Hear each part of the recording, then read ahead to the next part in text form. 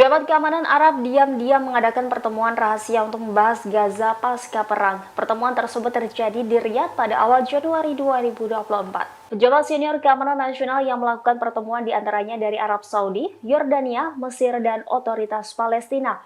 Melansir E24 News pada Senin 29 Januari, demikian dilaporkan Axios mengutip 3 sumber yang mengetahui tentang pertemuan tersebut. Menurut kantor berita Amerika Serikat tersebut, para pejabat keamanan nasional mengordinasikan rencana dan mendiskusikan cara-cara bagaimana otoritas Palestina dapat memerintah daerah tersebut. Laporan tersebut mencatat pertemuan itu tampaknya menjadi indikator peningkatan koordinasi antara Arab Saudi dan otoritas Palestina sejak dimulainya perang Israel-Hamas. Menurut laporan, pertemuan di Riyadh ini dipimpin oleh penasihat keamanan nasional Arab Saudi Musaid bin Mohammed Al-Aiban. Peserta lainnya dilaporkan termasuk Kepala Badan Intelijen Umum Palestina, Majed Faraj, dan rekan-rekannya di Mesir dan Yordania. Sumber mengatakan bahwa para pejabat Israel dan Amerika Serikat telah diberitahu tentang pertemuan ini. Adapun laporan ini muncul di tengah dunia menunggu hasil perundingan Israel mengenai peluang kesepakatan gencatan senjata dan penyanderaan menjadi Indonesia.